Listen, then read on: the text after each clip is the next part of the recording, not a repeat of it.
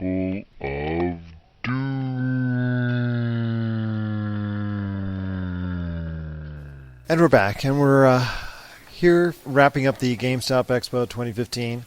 Just waiting on the free Star Wars Battlefront PS4 that Rob is going to win. Jay. And holdover Jay.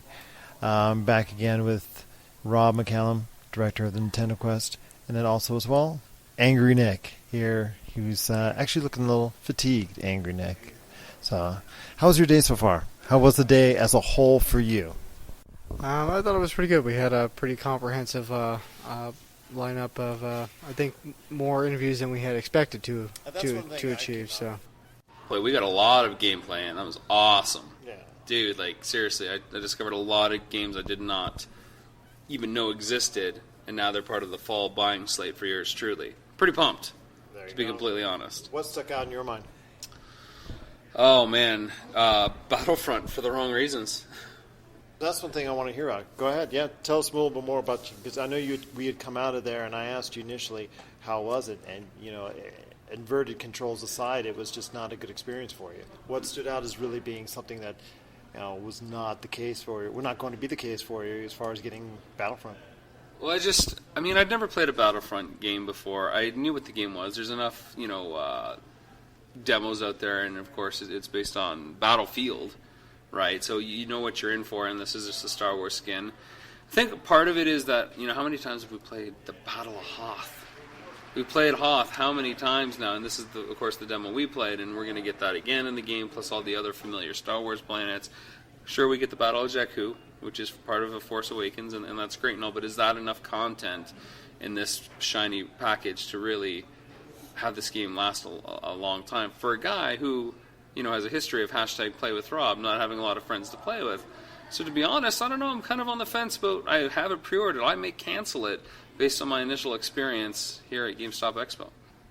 it was all right. I mean, I'm definitely not going to go, go out today and pre-order the game. I don't know if it was necessarily adequate enough, at least from what I played. Then again, having played a single level and having repeatedly died, I don't know that I've really played it enough to make a determination at this point. I think it's a little bit too, in the preliminary phase to kind of rule out whether or not it's going to overall be a comprehensive game or not. But at least from my experience, I wasn't really. It was moderate.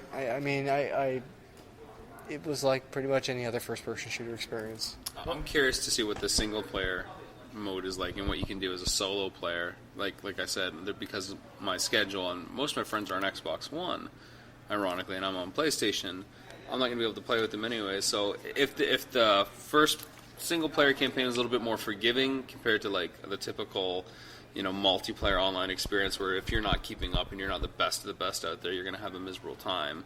Which is kind of what happened for me today. I just felt like the second I appeared, I was getting sniped from across the board and getting killed. And, that's just because people are really good at playing these group co-op games, 20 on 20 or whatever it was. Yeah, right? I was dead like moments sometimes after I respawned. I mean, it wasn't an enjoyable experience for me. I'm more the single-player scenario and campaign is something that would have been much more appealing for me to demo, but the multiplayer experience is not something that I enjoy, so it's not really, I can't really give that a fair rating as far as the game's concerned in the alpha stage. So. And what was more disappointing than that is, because the lines were long and wrapped out, and we appreciate EA for allowing us to go in and have early access to it. We do appreciate it. But, as the lines were so long for that game, the lines were so short for their other games that they wanted to do, that they were, showing to the public, like Plants vs. Zombies, Garden Warfare 2. There was also, a Mirror's Edge Catalyst, and then also Need for Speed, which, Nobody there. Nobody at all. And so they're like their own worst victim of what they've done with the hype promotion. They've hyped it so much, nobody cares about their other games. So what else stood out? We went to saw. We had great time at the Activision booth. We had a great time with Little Orbit. You guys didn't do anything at the Nintendo booth. I'm surprised. It was the first. As soon as the doors opened, I ran right to the Nintendo booth. I turned around. You were sprinting over there. I wasn't sprinting. I was walking at my casual Nintendo Quest kind of pace. There you go. Fair enough. Well, I wanted to see as far as Super Mario Maker. how is it interacting with fans? Is it easy to use? And that's what I'm studying. All the time that you're there playing and others are playing it, like you did with Star Fox, I was telling you, I'm actually looking, seeing how the interaction works as far as it's concerned before I go ahead and play it. I see a lot of problems with Super Mario Maker. I know that Nintendo's accounting has a lot of its hopes lie with that game, and I think it's well-founded because I really, really think that it's going to connect with a lot of fans, not just that played retro, but a new base of fans as well. And I think it bodes well for Wii U, Wii owners. Yeah, it looks great. I thought you said you saw problems with Mario Maker. No. Yeah, no. Star Fox is another issue. Star Fox, that's a whole other thing. And on the way out, before we started doing this, I finally got a glimpse of Yoshi's Woolly World too, which looks like an excellent platformer. Yes. That looks like the Mario platformers that we've been waiting for in a 2D perspective. Like, how come that game doesn't feature Mario is the first question, because it looks adorable, it looks fun, it's just the right kind of combination of challenge. But Mario Maker, yes, this definitely looks like a winner. There is a little bit of learning curve. The tools aren't quite as intuitive as I thought they might be with the drag and drop on the stylus, but still, once you realize by the second go around using those shapes and those objects, it's pretty easy to master, or at least get a hold of what you can do. Yeah, and it just looks the level of detail that you can make it, and most importantly, the level of fun. Yeah, and it looks like it's going to be a lot of fun for people. Before we leave Nintendo, we just touched on briefly Star Fox, which to me, I was looking at not just when I see you playing, I'm not just looking at you, as I told you earlier, I'm looking at everybody who else is trying the game at the same time, and I noticed with every single individual that controls were almost, in some cases, too big of a hurdle to overcome. There's a massive learning curve, because not only do you have both sticks that control your vehicle, not even the camera necessarily, just the vehicle, the way in which you bend the board left and right and up and down like on its gyro is what also alters your aiming reticle. There's a lot going on there. I'm not saying that you can overcome the curve, but this game should come with a bottle of aspirin. It's frustrating. It definitely needs some medication to accompany it. Maybe that's the collector's edition. Comes with a doctor's note or something. Something like that. Nick, where did we go to next? After Nintendo? Well, we went to Battlefront after Nintendo, and then after that, I was snagged by the guys at Activision. There was Transformers Devastation was like unplayed at the time, and same with Tony Hawk Pro Skater, so we hit them one after another. And that was pretty cool. And that and Guitar Hero Live, all three of those were just like... They were just sitting there like, okay, yeah, there was no wait for any of that stuff. Again, everybody was Battlefront. Mario Maker had some lineups, but it wasn't like crazy lineups. It was like one, maybe two people deep. A lot of people just kind of listening to the conversations. But Battlefront was by far the biggest lineup of the entire show. Yeah, Halo 5 had its share. That's true, Rise of the Tomb Raider had its share. Syndicate had a line in the Ubisoft section. What did you think of Transformers from what you saw there? I know I was playing it for a bit. I don't know if you were watching me play my initial conversation. Well, what did you think? Initial conversation, no, because I was busy trying to hunt him down at Atlas. But Angry Nick went over to Atlas, was trying to win stuff. Yes, I like that. Yes. I saw the game as we were talking about it. It looks really, really good. Looks like something that if you are back in the old days, and I was talking to you earlier about it as far as that old days when you come home from school and you have that lineup right back to each other. Yeah. You had He-Man, you had Transformers, you had G.I. Joe, and they were like, bat, boom, boom, boom, you watch that. That reminds me of those days. The way that they're going back to that format of Transformers seems to be very inviting to individuals such as us who may be a little bit older, but definitely are really want to reminisce by playing those type of games. What were your thoughts? It looks exactly like they're pitching it as. It's a G1 cartoon, cell shaded. It looks beautiful. Pseudo open world. It kind of funnels you in a linear direction, but within the environments you can kind of dance around and have some fun. It's all a combination. The buttons are on screen, so you know what to do, so you don't have to worry about memorizing a bunch of like Street Fighter or Mortal Kombat moves. It's pretty straightforward. My concern is how deep the game's going to go. What's the depth going to be like? Is it just going to be like a button masher to get through each checkpoint? Is there going to be a story that really grasps that the audiences that they're actually pitching this to? And that's what you always worry about when you have licensed games. The only the caveat to that is that Transformer games of recent note by Activision that they have released have either garnered, pretty good to sometimes very good reviews in the recent past. So that's at least something to take some solace out of. I'm happy with the eye candy and Transformers and the sound effects and the nostalgia. But if there's a story there, that could be an easily game of the year for me. Like, give me something to care about that has heart, that has universal emotions. Oh, we were also there. We got a chance to check out Tony Hawk Pro Skater 5. Again, this is one that I saw from afar. As soon as I put down Transformers, I was able to kind of go right next door to play Tony Hawk. And I thought, literally, there was a moment, I'm like, is this like an HD version of like the first Tony Hawk? The level looked the same. The physics looked the same. Like, oh, this looks like a fun. Then I started noticing, oh, wait a second, this is cell shaded. But it looks like a lot of fun. It looks like they've gone back to their roots with this one. Well, this is, again, coming back, to what we remember like 20 years ago now, which is really kind of refreshing. So what else, that you like, what else appealed to you, Nick? I mean, we were there. You know what was disappointing? And this is the one thing that I wanted to know that you talked about, I know, at the intro. I was curious about LEGO Dimensions.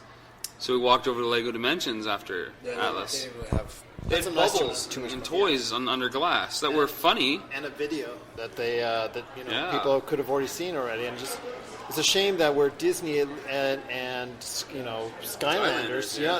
The guy from Skylanders, he was great talking to us off mic for 20 minutes talking about what the future of the franchise is. Yeah, he says Skylanders playsets is coming next. He didn't say that, but that's kind of what I'm going to infer that he said was the next big thing. Well, it's just probably completely off the mark, but that's fine. And although we didn't, take a real close look at it, Rise of Tomb Raider looks. I'm actually interested in seeing. As a fan of the last, I'll take Uncharted 4 instead. But that's me. Oh yeah, I hands down, of course, Uncharted 4. We did meet the guys from Naughty Dog. Yes, and that was good. That was exciting. But going back to what we were talking about, what was the highlight for you? The autograph from Naughty Dog. Yeah, I know. Well, that's what happens when you got a huge Last of Us fan and an Uncharted fan. You like that game. Ugh. But when you're talking about the Toys of Life series, I want to get back to that real quick. Yeah. I was just disappointed with LEGO Dimensions. This is their first shot. This is their first shot to make. And the release window is weeks away now. Yeah, and to make an impression. Most importantly, it's the fact that all these GameStop managers are here. Yeah. These are the individuals that could Get them sway. excited about it. Get them excited about it. With so many, like you said, toy properties. You got Skylanders, Disney, Amiibos, and now Lego. Show me some packaging. It was Ghost Town over there. Yeah, we saw, I think, the base packaging for the PS4 with Batman on the cover of the LEGO Dimensions, and that was it. But, what do the individual figures look like? How are they going to be packaged? I mean, we saw these nice bubbles that had the Legos inside. It was basically mashups. You had, the Emerald City with, sci-fi cop cars. You had the Scooby-Doo guys in the Back to the Future world. But that doesn't really show the customer. No, it doesn't show anything. It shows that someone knows how to play with Lego and build a set and put it on display. And then we saw our friends at Maximum Games, which you had a hard time finding the booth, but, finally made it. What happened there? We walked past it 6 times. We saw it. We were waiting for you to realize that we'd walk past it. Which would have been a good indicator while you were sitting over WB Games. Well, we were sitting there having lunch, but... Because there was no tables near the food center. Yeah, there's no tables at the food But I don't court. think they want to hear that. No. So when you were at Maximum Games, what were your thoughts? Because, you heard... We saw 3 games there. One that I gave the wrong title for because I was just so horribly disgraced by my performance in the singing game. Sing it, right? Let's Sing. Let's Sing. 2016. Jeez, I'll get it right. I was bad on the names, but, at least... That's how I felt about my performance with that game. Let's Sing. That's it? Let's Sing 2016. Let's Sing 2016. Jeez. Yeah. Let's not sing 2016. Let's not let Rob sing ever. That's the problem. But there was Divinity Original Sin, the enhanced edition that's coming out to current generation consoles. Yeah. And then what was the other title? Is it Alkaline's Gun? Yes. Yeah. Yeah. I thought that one would look like a good spy espionage. It's a heavy stealth game where the more you use weapons, the worse you're rewarded. Almost like a Metal Gear Solid feel. Yeah, well, it's exactly what I was feeling. I'm like, this is like a Metal Gear Solid game, but it's a period piece. Threw the guy over your back and kind of... And then dragged him in. Solid 5, it looks now, from what I'm seeing as far as, you're actually... That's more friendly as far as from a gun standpoint. So. Sure. Well, they want to keep it, a firefight in Metal Gear. Yeah. It seems very true to life. If you were to shoot someone in this castle setting during World War II, which is the demo I played, guards are going to hear you. And you're pretty much done. I don't know if you guys saw near the end there, I took my knife out and I stabbed the biggest guy in the courtyard. Basically, everyone turned on me right away and I was dead. It was pretty awesome. There was no chance to run away. There was no hiding under cover like in Uncharted. I was done. It was over. It was good. As far as the social aspect that he was talking about changing into different costumes. Yeah, social stealth. Well, basically, if you knock a guy out, why can't you take his clothes off him? So it's the Indiana Jones thing, right? So I thought that was cool too. Yeah, I think that'll shape up to be a good one. I'm actually kind of genuinely looking forward if we get the opportunity, which sounds like we are from Maximum Games, to be able to review that stuff. Yeah, and that's the thing about where the Gamestop Expo is here, and they've been so gracious to allow us to be here. Sure. It just seemed like some of the publishers and developers took it seriously, and some of them didn't. As far like as Little Orbit took it seriously. Yeah. Like there's a family-centric dev publisher that is basically on the grounds with their booths, talking to people, talking to families, talking to consumers, talking to managers. It's not just like, look at this video on loop. It was nice. I don't think everybody gets it as far as the importance of what GameStop Expo could be because of the fact of Here's the who's deal. going. You have a TV set up. Show something. Don't just show a trailer. Don't just tell me where I can download an app. You've already gone to this effort to be here, to book the space, to build the set. Do something with it. Yeah. Especially since the GameStop Expo, if I'm correct in saying so, is more consumer driven. I mean, these are going to be your... It feels that way. I mean, I didn't know what to expect from the audience. I figured it'd be a lot of press and a lot of managers. There's a lot of people that bought tickets locally, a lot of VIP tickets. There's some cosplay. And to be honest with you, I didn't really see a lot of press at this event. I think we saw two other people with cameras, one with something a little bit more of the professional rig, probably the local news, I imagine, doing a story about what's happened here in town, and then someone basically on our level, just getting what we can with the people that actually want to take the time to talk to us, the people that care about their games and their audience. That's true. That's true. And what else hit you?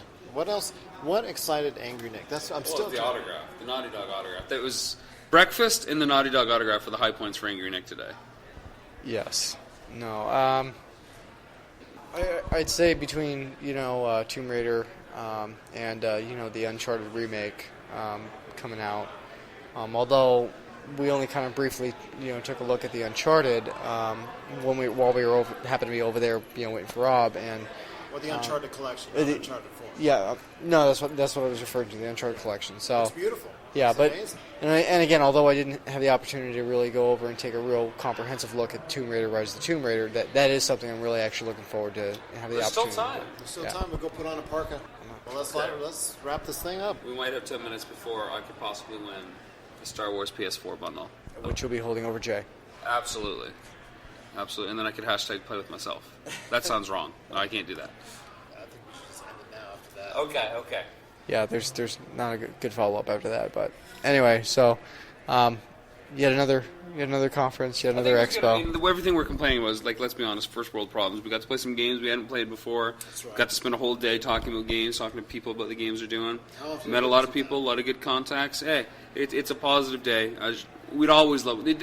Everything could have been great. Could have been video and stuff, and if we were to search, we could find things to complain about. So I think we did pretty well today, boys. I think we did as well. I think so too. I agree with Rob. And like I said, it's just great hanging out with you guys and getting the opportunity. I want to thank again publicly GameStop for allowing us to be here.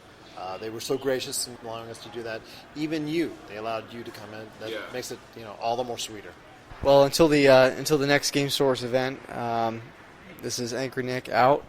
This is Rob McCallum, director of Nintendo Quest, saying thanks for letting me be a guest, guys. The Texas Canadian. The Texas Canuck. Sounds like a wrestler. Maybe I should have a line at the 2K booth. There you go. Sign autographs right there. And this is Gerald, better known as Yes Elvis Lives. Thank you for listening. Appreciate it, and have a great day. Do you love games, breathe games, and bleed games? Then this is the crew for you. If you are interested in editorial, podcasting, live events, and exclusive content, make sure to hit us up at info@yourgamesource.com and become part of a team that is dedicated to delivering all the greatest and latest in gaming news and content, all here at yourgamesource.com.